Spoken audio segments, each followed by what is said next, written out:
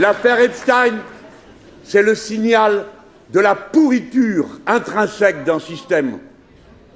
Un système de connivence entre les personnes importantes, tellement importantes qu'elles se croient au-dessus des lois qu'elles sont censées incarner. Et notre devoir politique, nous l'avons rempli, qui a été de dire « Nous exigeons la lumière ».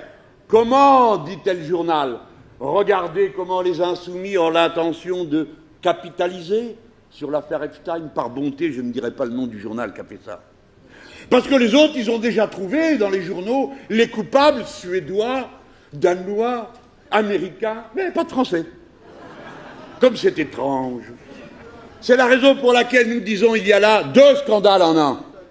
Le premier, c'est le criminel sexuel. Expliquez-nous comment quelqu'un qui la moitié de l'année était à New York et pratiquait les abominations dont vous avez tous entendu parler et que je n'ai pas envie de rappeler ici. Il y a été de 2001, date à laquelle il a acheté cet appartement, à 2019, date à laquelle il s'est suicidé avec 2 balles dans la tête.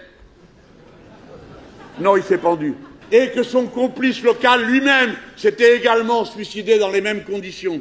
Pendant toutes ces années, tout le monde savait, de ceux qui devaient savoir, qu'il avait été condamné. Tout le monde savait qu'il avait un rabatteur et un complice en France. Alors, que s'est-il passé, je vous prie? Personne n'était donc au courant de rien.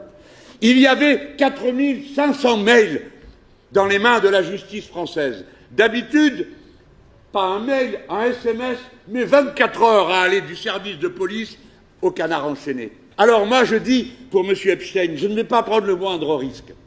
Je rassure mes camarades. Je vais me contenter de vous lire un texte et je vous dirai quand il y a des questions à poser. Ce texte, ce n'est pas un texte clandestin, c'est un texte qui est paru sur 2 pages du journal Le Parisien, aujourd'hui même. C'est Le Parisien dimanche. Il est signé par Nicolas Charbonneau, 16 février. Le Parisien, directeur de la rédaction. Ouvrez les guillemets. À l'époque, quelques femmes courageuses ont parlé. On ne les a pas entendues. Qui ne les a pas entendues, s'il vous plaît? Nous n'en avions jamais entendu parler. Mais vous, pourquoi n'en avez-vous pas parlé? Si elles ont parlé, qu'elles ont été courageuses. Suite du texte. Quelques policiers ont fait un travail remarquable. Attention, ça s'aggrave. Leurs enquêtes ont été entravées. Par qui? Quelles enquêtes? Nous ne le saurons pas. Quelques personnalités ont été approchées par Epstein et ses sbires. Elles ont vite décliné, flairant les sulfureuses lubies du personnage. Et puis il y a celles et ceux qui se sont tus, car l'homme était riche et influent. Qui s'est tu? Puisque vous en parlez, c'est que vous le savez.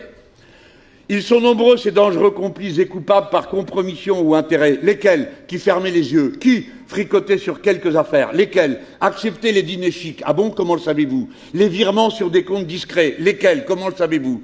Et les week-ends à Marrakech ou dans cette île sordide propriété d'Epstein. Epstein est venu à Paris la moitié de l'année, c'est-à-dire que pendant les 18 ans pendant lesquels il a été propriétaire, moins 1 an qu'il a passé en tôle, 18 moins 1 égale 17. 17 divisé par 2, ça fait au moins 8.